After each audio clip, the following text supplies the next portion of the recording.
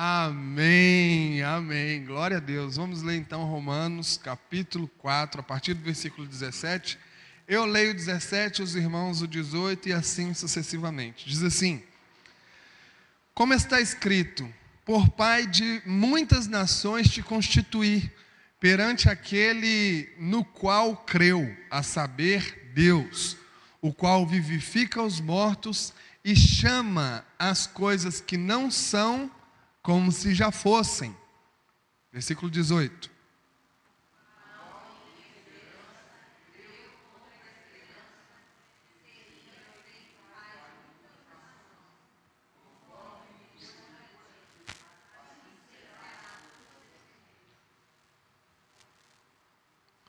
E não enfraqueceu na fé, nem atentou para o seu próprio corpo já amortecido, pois era já de quase 100 anos, nem tampouco para o amortecimento do ventre de Sara.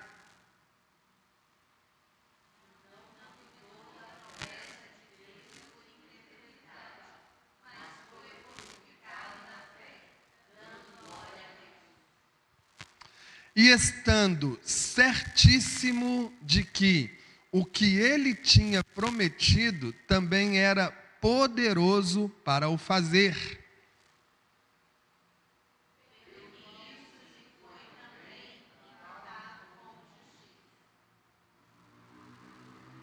Ora, não só por causa dele está escrito que lhe fosse tomado em conta.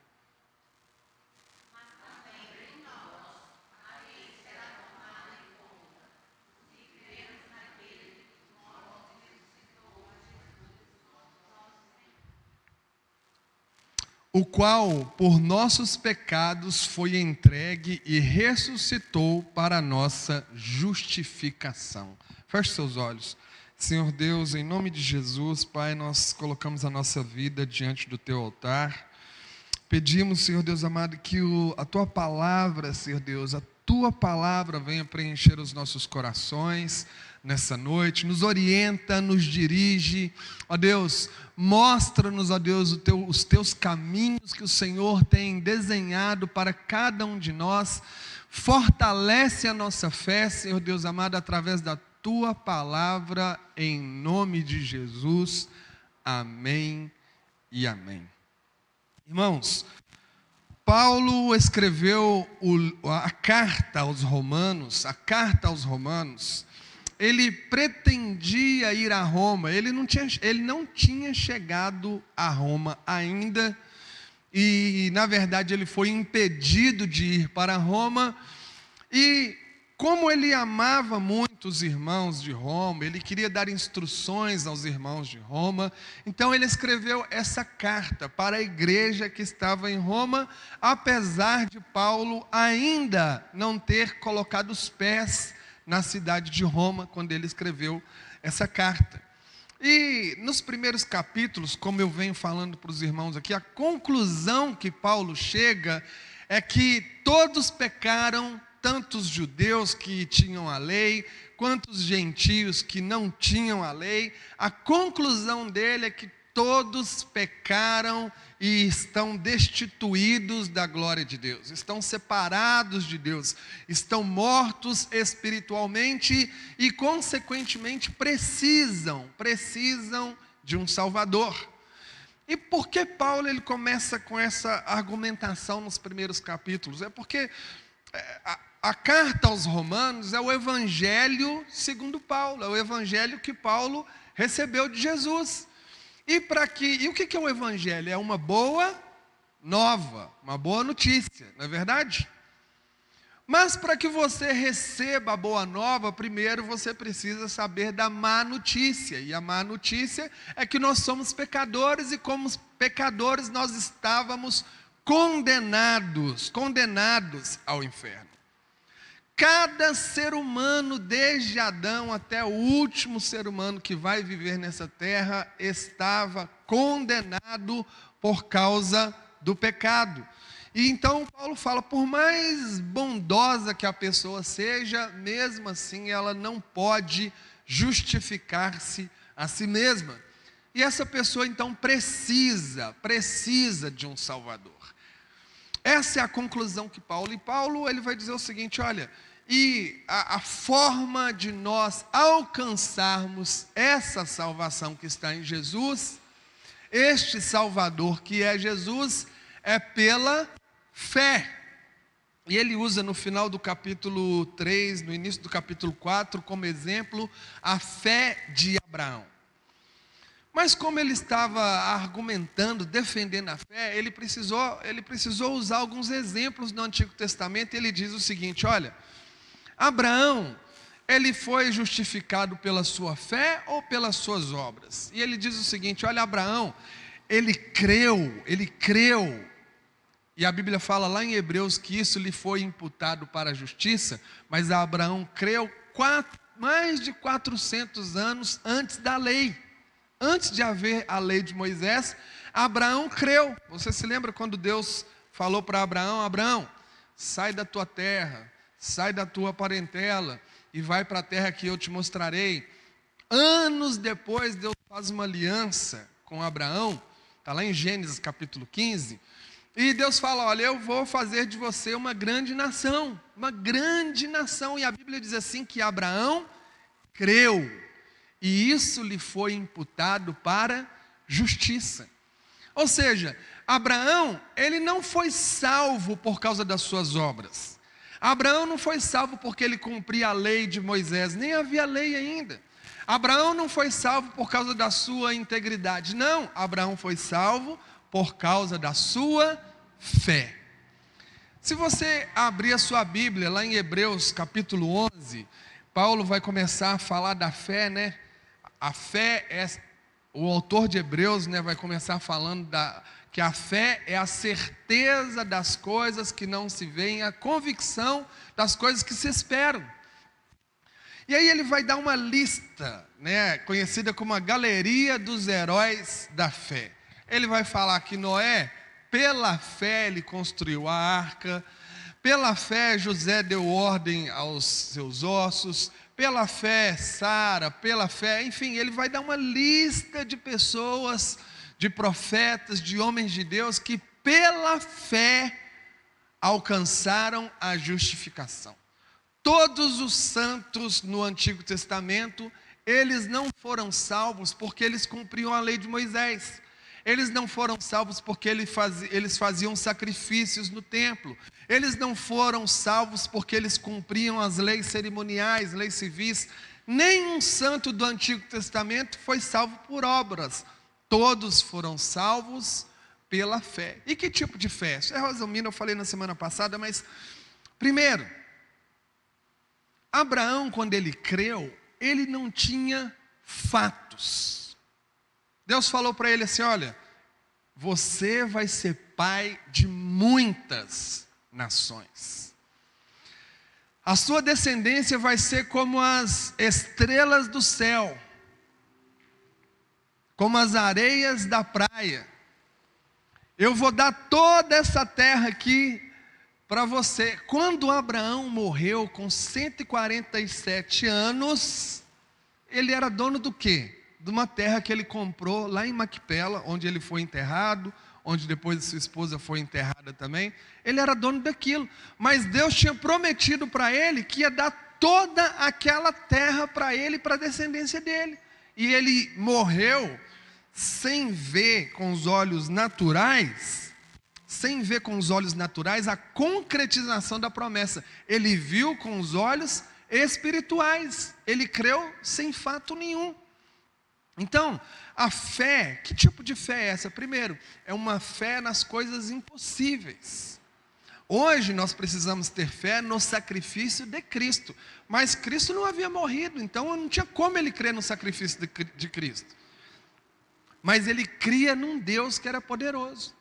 Mas que tipo de fé é essa? Primeiro, uma fé, em primeiro lugar, na pessoa que você é, no pecador que você é. Segundo lugar, no fato de que Jesus veio e morreu e ressuscitou. Hoje é muito fácil você crer nisso daí, na verdade. Se você for lá em Jerusalém, você vai andar nos caminhos onde Jesus andou. é um fato histórico. Tem registros, né? Testemunhas oculares que escreveram o fato histórico de que Jesus viveu, de que ele realizou milagres, de que ele morreu e de que ele ressuscitou. Então, é um fato. Hoje, na verdade, é fácil a gente crer. Nós temos muito mais revelação do que Abraão teve. Eu falei para alguém nessa semana, mas eu já falei isso aqui na igreja também. Por exemplo, eu tenho muita convicção de que Deus falou mais comigo e com você do que falou com Abraão. No livro de Gênesis, Deus falou com Abraão 5 vezes. Então, certamente Deus falou mais com você do que falou com Abraão. Mas que fé é essa que nós precisamos ter? Em primeiro lugar, uma fé no pecador que nós somos. Eu preciso saber o pecador que eu sou. Eu preciso crer no sacrifício de Cristo, na ressurreição de Cristo. E essa fé nos leva a uma ação. Que tipo de ação? Uma ação de mudança de vida, de mudança de rota. Quando você era um pecador que não conhecia a palavra de Deus, você não se preocupava se você desagradava ou agradava a Deus. Hoje não, você tem uma necessidade de agradar a Deus, uma preocupação em agradar a Deus. Por quê? Porque você crê no sacrifício de Cristo. E essa fé te faz mudar de rota, mudar de caminho, mudar de posição. Esse é o tipo de fé, uma fé que nos leva a uma ação. Mas Paulo ele vai exemplificando aqui, ele vai falando da fé de Abraão, que era o símbolo de integridade, né, no Antigo Testamento. Ele vai falar algumas coisas aqui muito interessantes, que eu gostaria de acompanhar com vocês. No versículo 18, a Bíblia diz assim, que Abraão, esperando contra a esperança, ele creu. Em outras traduções vai dizer o seguinte, ele creu contra a esperança. Em primeiro lugar, Abraão creu contra a esperança. E é muito maravilhoso, irmãos, a gente pensar nisso daqui.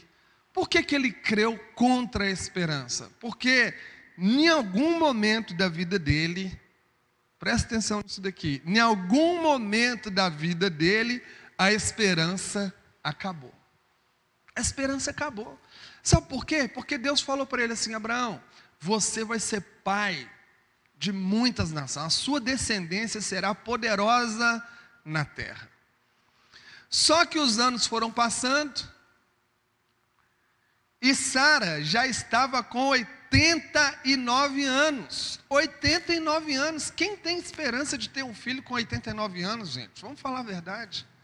Não tinha mais esperança para ele ter um filho, o filho da promessa. Mas a Bíblia fala que ele escolheu crer contra a esperança. Talvez, alguns anos atrás, eu não sei se já atualizou isso daí, né? Talvez já tenha, mas alguns anos atrás, sei lá pelos anos 2000 e poucos, a mulher no mundo, né, que bateu o recorde, que engravidou mais tarde, ela engravidou com 57 anos. Talvez, hoje, a mulher tinha quase 60 anos. 57 anos já, né, tá jovem. Mas para ter filho, mas ela engravidou. Sara tinha 89 anos, era simples, não era praticamente impossível, era realmente impossível aquela mulher engravidar. E na verdade assim, por que um homem como Abraão, ele escolheu crer contra a esperança? Não sei se você já viveu alguma situação que você realmente tem certeza que não dá para fazer mais nada, a esperança acabou. E por mais que a sua fé seja latente, você está olhando para o fato e você vê assim, olha, não dá mais, já era, não tem mais o que fazer. E é nesse momento que muita gente desiste. Mas Abraão, ele escolheu crer contra a esperança. Irmãos, isso é maravilhoso demais. É por isso que ele é conhecido como o pai da fé. E você pode falar assim, mas parece que em algum momento da vida de Abraão, ele duvidou. Ele quis dar aquele jeitinho lá, tendo um filho da escrava, né, de Agar. Em outros momentos da vida dele, ele talvez deu uma vacilada, ou ele tenha duvidado. Mas, irmão, se você pensar o seguinte, olha só como às vezes a gente precisa amadurecer. Você tem fé que Deus prometeu alguma coisa para você. Você tem fé que Deus vai cumprir aquilo dali. Ou você tem fé que você vai viver algum milagre de Deus nos próximos dias, eu não sei, mas eu creio que você tem alguma coisa que você crê muito no seu coração. Porém, às vezes você tem um sentimento de dúvida. Não é que você se tornou incrédulo, mas o sentimento vem porque Satanás muitas vezes coloca dúvida no nosso coração e o sentimento te abala. De repente você fica angustiado porque o tempo está passando e aquilo que você está esperando de Deus ainda não aconteceu, e você está enxergando a situação de outra forma. Vem um sentimento, uma angústia, uma certa inquietação, e você talvez fique abalado por causa daquilo dali, mas talvez você não se torne incrédulo de abandonar a fé naquilo que Deus te prometeu. Talvez esse foi o caso de Abraão. Um sentimento abalou a vida dele, talvez da demora. Poxa, 25 anos, Deus falou comigo e nada aconteceu. Essa mulher não engravidou, e a terra, cadê a terra e cadê os meus descendentes? Talvez uma inquietação, uma angústia. E nós somos seres humanos, irmãos. Se eu perguntar aqui, quem já sentiu uma angústia diante de uma situação que Deus já te deu uma palavra, mas o seu coração ainda fica angustiado? Talvez todos nós vamos levantar a mão aqui. Falar assim, Deus falou comigo, eu creio que vai acontecer, mas eu estou angustiado. Mas isso não significa que você se tornou incrédulo. O que a gente precisa é fazer como o Abraão fez, olha, esperando contra a esperança para vir a ser pai de muitas nações, segundo o que lhe fora dito. E assim será a tua descendência. Por quê? Porque um dia ele teve uma experiência com Deus. Talvez das mais lindas que tem na Bíblia, né? Das experiências que tem na Bíblia, talvez essa de Abraão foi uma das mais maravilhosas, que um dia Deus falou, sai da tua tenda, tem música sobre isso, né? Olha para as estrelas no céu, e conta, se é que podes contar. Eu não sei, aqui em São Paulo é difícil você ver estrelas, né? Por causa das luzes e tal. Mas se você vai para o campo, vai para a fazenda, vai para o interior, né, você consegue ver com mais nitidez as estrelas. Então, de repente você vê o céu estrelado. Você já teve essa experiência de ver o céu estrelado mesmo assim no campo? Agora você imagina Abraão, o dia que Deus falou isso com ele. E talvez ele tentou contar 1.500, 2.000, e aí perdeu a conta. Deus, não dá para mim contar. E Deus está falando com ele, Abraão, sua descendência vai ser dessa forma daí. Mas os anos se passaram e ele não viu isso acontecer, porém ele escolheu crer contra a esperança. Gente, é de realmente dar um nó na nossa cabeça certas coisas. E é o tipo de coisa que o cara que não é crente, ele não entende isso daí. E de repente ele olha para você e fala assim, meu filho, como que você consegue crer nessas coisas? Porque não tem nada na sua vida que mostra que isso daí vai acontecer. Nada, zero possibilidade. Mas ele prometeu. Ele prometeu. E se ele prometeu, ele vai cumprir. Eu vou te falar uma coisa simples, irmão. Simples, simples, simples.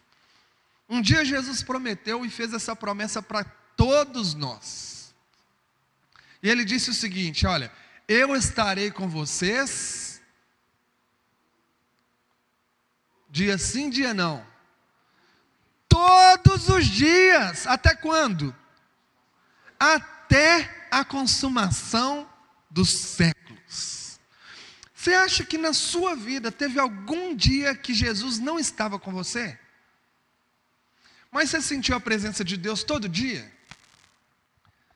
Você acordou falando em línguas todo dia? Pode ser que tem gente que tem essa experiência. Você, enfim, passou seu dia inteiro sentindo a presença de Deus? Talvez não. Talvez você está aqui hoje e fala assim, pastor, realmente, eu não senti a presença de Deus. E o fato de você não sentir a presença de Deus, significa que Ele não está com você? Aí eu vou mais além. Jesus falou assim, eis que eu estarei com vocês todos os dias que vocês não pecarem. Se você não pecar, eu vou estar com você. Se você pecar, eu não estarei com você. É isso que está escrito? A gente tem uma mania de achar que Deus não está conosco por causa dos nossos pecados. A Bíblia sim fala, olha, os seus pecados fazem separação entre mim e ti. Ou seja, não é que Deus se afasta de nós ou que as nossas orações estão impedidas, não é isso daí não. Na verdade o pecado está ali tentando nos afastar de Deus, mas Jesus prometeu, eu estarei com vocês todos os dias. Deus está com você, meu irmão. Jesus está com você. Você não precisa sentir. Na verdade, a fé que você tem nisso daí vai trazer o sentimento. E não o sentimento vai trazer a fé. Eu preciso sentir a presença de Deus no culto, para o culto ser abençoado. Não, você precisa crer. E aí sim você vai sentir a presença de Deus. É a fé, aliás, o sentimento acompanha a sua fé e não ao contrário. Eu não senti. Você não precisa sentir, meu irmão, você precisa crer. E às vezes até contra a esperança, mas vamos caminhar. Versículo 19. E sem enfraquecer na fé. Abraão, em primeiro lugar, ele creu contra a esperança, e a fé dele não enfraqueceu. A fé dele não foi abalada, ele continuou firme, crendo na promessa de Deus. Embora, olha o que a Bíblia está falando, embora levasse em conta o seu próprio corpo amortecido, sendo já de 100 anos, e a idade avançada de Sara. Ele não enfraqueceu na fé, embora o seu corpo já era amortecido, ou seja, ele já estava cheio de rugas. E a idade avançada de Sara. Embora ele tinha esse tipo de fato, ele não enfraqueceu na fé. O que eu quero dizer, irmãos, o que a Bíblia está mostrando para nós aqui, sobre a fé de Abraão, é que os fatos, eles não querem dizer muita coisa no mundo espiritual.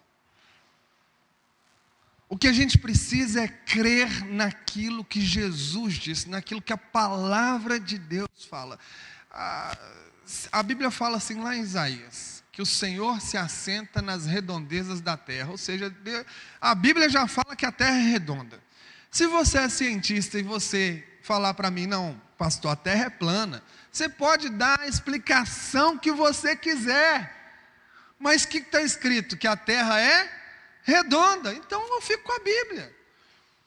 Pode aparecer 300 cientistas e explicar a evolução do homem, que o homem veio lá do macaco, de quem quer que seja, e pode explicar tintim por tintim, fazer prova, cálculo matemático, encontrar fóssil. Mas o que a Bíblia fala? Que Deus criou o homem. Eu creio no que a Bíblia fala. Isso são os fatos. Tem os fatos e tem o que a Bíblia fala. Um dia, a ciência vai realmente entender que a Bíblia estava certa. Um dia qualquer ateu, quando ele fechar os olhos, quando ele morrer, em 1 segundo ele vai se tornar crente. Em 1 segundo. Todas as pessoas um dia vão entender que a Bíblia estava certa. Até os crentes. Até o crente vai falar, realmente, estava certo.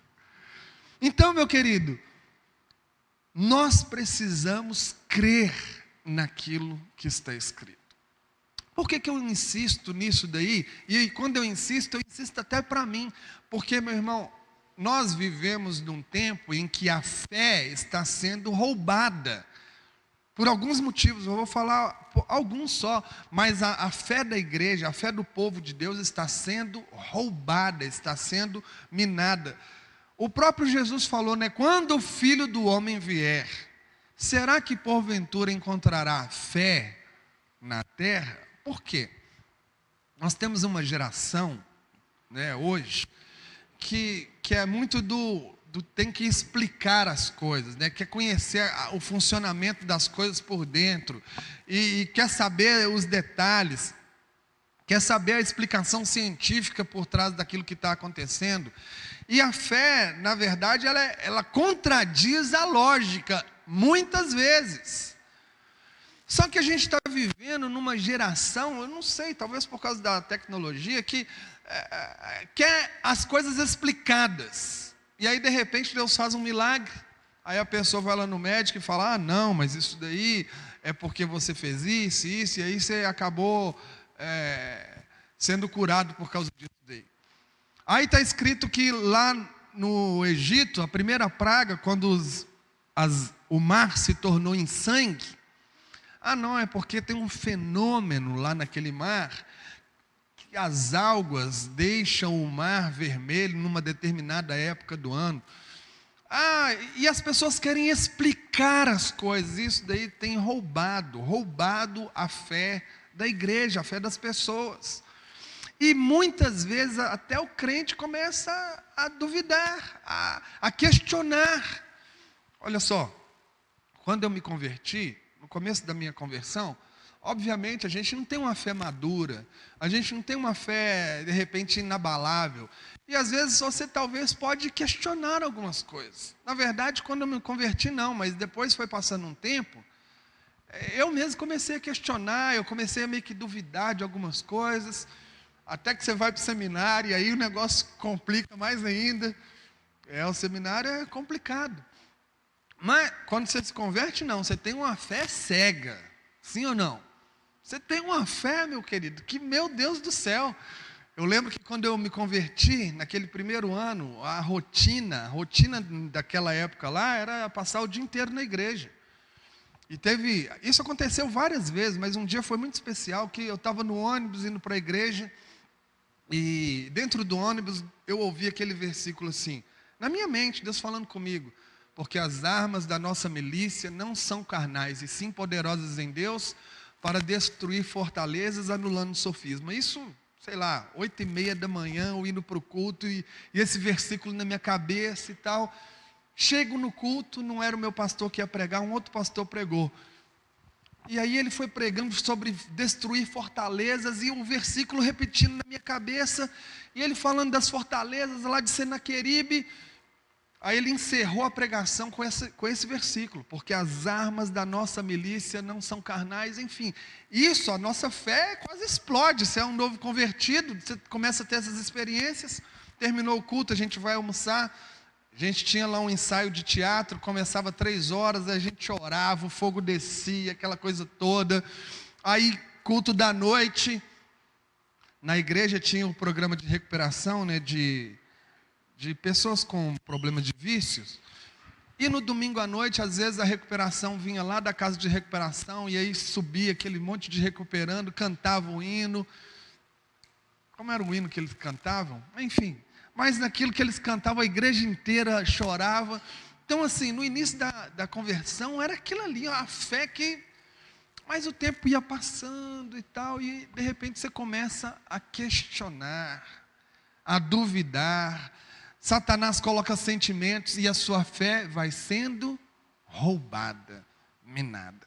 Por isso que a gente tem que insistir que nós precisamos fazer como um Abraão, olha, sem enfraquecer na fé, embora os fatos, aquilo que você está vendo, fala contrário àquilo que Deus falou para você. Deus falou para Abraão: você vai ser pai de muitas nações. Ele olhava para o corpo dele, estava amortecido, cheio de ruga. A idade de Sara, 89 anos, ela não tinha engravidado ainda. Esse era o fato. Mas o que ele tinha? Uma palavra de Deus. Você precisa ter uma palavra de Deus, meu irmão. Você precisa ter uma palavra de Deus para conduzir a sua vida. E se você receber uma palavra de Deus, não enfraqueça na fé, ainda que os seus sentimentos fiquem atribulados, ainda que você fique angustiado, não enfraqueça na fé. Versículo 20, terceira coisa, né? E ele não duvidou por incredulidade da promessa de Deus, mas pela fé se fortaleceu, dando glória a Deus. No versículo seguinte, ele vai dizer mais uma coisa, só para completar. Versículo 21. Estando plenamente convicto, aqui também está convicto, tem uma outra tradução que vai dizer o seguinte, que ele estava certíssimo de que Deus era poderoso para cumprir aquilo que ele tinha prometido. Olha só, uma coisa sobre a fé de Abraão, irmãos, que nos faz ficar maravilhados. A Bíblia fala naquela experiência, lá em Gênesis 22, que Deus falou para ele: Abraão, toma teu filho, teu único filho, e sobe o monte e você vai me oferecer ele como sacrifício. E Abraão fez exatamente aquilo, você conhece a história. Mas o autor de Hebreus vai dizer o seguinte, que Abraão cria que Deus era poderoso para fazer Isaac ressuscitar se fosse necessário. Só que tem um negócio, ninguém nunca tinha ressuscitado até aquele momento. Não tinha uma pessoa que havia ressuscitado. Hoje você tem relatos de ressurreições, o próprio Jesus ressuscitou. A Bíblia fala que quando Jesus ressuscitou, outras pessoas ressuscitaram e entraram na cidade. Hoje a gente sabe que ressurreição é um milagre, que Deus faz isso daí. Mas quando Abraão creu, ninguém tinha ressuscitado. Ninguém. E aí, por isso que ele fala assim, ele estava certíssimo. Autor de Hebreus vai dizer o seguinte: fé é certeza. Às vezes quando eu coloco dessa forma, parece que a fé é uma coisa racional. E não é. Mas a fé é certeza. Você está certíssimo, sem duvidar, de que aquilo que Deus falou para você, Deus vai fazer. Isso é a fé, meu irmão. Isso é a fé. Isso é a fé do crente. É por essa fé que nós caminhamos, é por essa fé que nós vivemos, é por essa fé que nós respiramos, é por essa fé que a gente vem para a igreja, é por essa fé que você vai trabalhar, é por essa fé que você vive. Porque se você for olhar para os fatos, você vai desesperar. Você vai retroceder.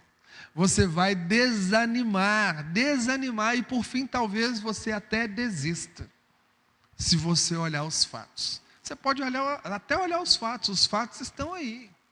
Os fatos estão aí. Eu tenho um tio, ele não podia, vou encerrar já, ele não podia ter filhos. E ele começou a fazer tratamento, né, para a esposa dele, minha tia, poder engravidar. E ele fez um primeiro procedimento, gastou muito dinheiro, não deu certo. Fez o segundo procedimento lá, aquela coisa toda, o exame, não sei o que tem e tal, também não deu certo. E ele estava na terceira vez que ele ia fazer o tal procedimento. Aí no caminho lá para ir para o médico, ele acabou tendo um acidente com o carro. E aí, nesse atraso, ia ter que ficar para um outro dia, ia ter que remarcar, demorava a remarcar naquele tempo. E a linda ele contando, porque ali onde ele estava, no acidente de trânsito lá, ele ajoelhou no chão e ele falou assim: Deus, se for para o Senhor me dar um filho, o Senhor vai me dar um filho natural. Eu vou parar com esse tratamento. E ali ele orou, no meio da rua. Hoje ele tem 2 filhas. 2 filhas. Mas é uma coisa maravilhosa. Sabe o que é isso, irmãos? É quando Deus fala uma coisa para você, de repente até você tenta abrir caminhos e fazer isso, e dar uma ajudinha para Deus e tal. Mas meu querido irmão, se Deus falou, Deus não precisa da sua ajuda. Deus não precisa de um empurrãozinho seu. Óbvio, tem coisa que você tem que fazer. Deus vai fazer o sobrenatural. O natural a gente faz. Não é verdade? É verdade. Mas você não precisa ficar lá falando, Deus, faz assim, faz assado, tentando dar o plano para Deus, né? Tentando ensinar a Deus como que Ele tem que resolver as coisas. Ou falar, Deus, se o Senhor fizer dessa forma, é melhor.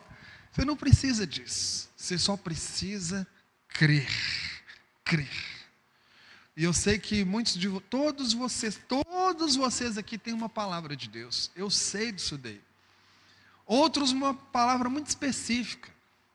Outros talvez ainda vão receber outras palavras de Deus. Eu tenho palavra de Deus. Minha família tem palavra de Deus. E é nessas promessas, é nessas palavras que a gente vive. Abraão, ele é um exemplo. Por isso que ele é tido como pai da fé, apesar dele ter cometido as falhas dele. Ele é o pai da fé e um exemplo a ser seguido. Porque ele, em primeiro lugar, ele creu contra a esperança, ele tinha certeza, ele não duvidou nem um minuto sequer, nem um momento ele duvidou, ele creu contra a esperança. E ele não deixou a sua fé enfraquecer. Não deixe a sua fé enfraquecer, meu irmão. Não deixe o sentimento roubar a sua fé. Amém? Vamos ficar de pé? Você vai sair daqui hoje, talvez seu coração agora se encheu de fé, porque a Bíblia fala assim que a fé vem por ouvir e ouvir a palavra de Deus. Mas você vai chegar na sua casa, talvez você vai receber uma notícia, uma mensagem de WhatsApp, ou você vai abrir seu e-mail, ou alguém vai te ligar, para tentar roubar a sua fé. Não deixe a sua fé enfraquecer. Volte lá naquilo que Deus falou com você, volta na palavra, volta na Bíblia, leia de novo, relembra o dia, o momento, a hora que Deus falou com você e renova. Não deixe a sua fé enfraquecer, não deixe. Faça esse exercício. Abraão não enfraqueceu na fé.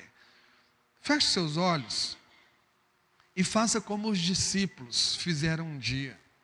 Fala, Jesus, me ajuda, aumenta a minha fé, ajuda-nos na nossa falta de fé, Senhor, para que a sua fé cresça, para que a sua fé aumente, para que a sua fé não seja abalada pelos sentimentos dessa vida, pelas angústias dessa vida, pelas setas de Satanás, que a sua fé cresça.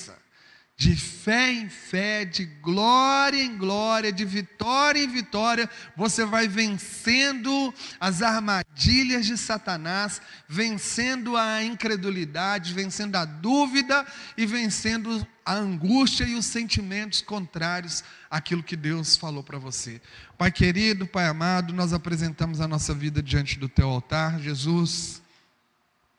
E como os discípulos um dia oraram, Senhor Deus amado, nós queremos orar também. Senhor, ajuda-nos, Senhor, na nossa falta de fé.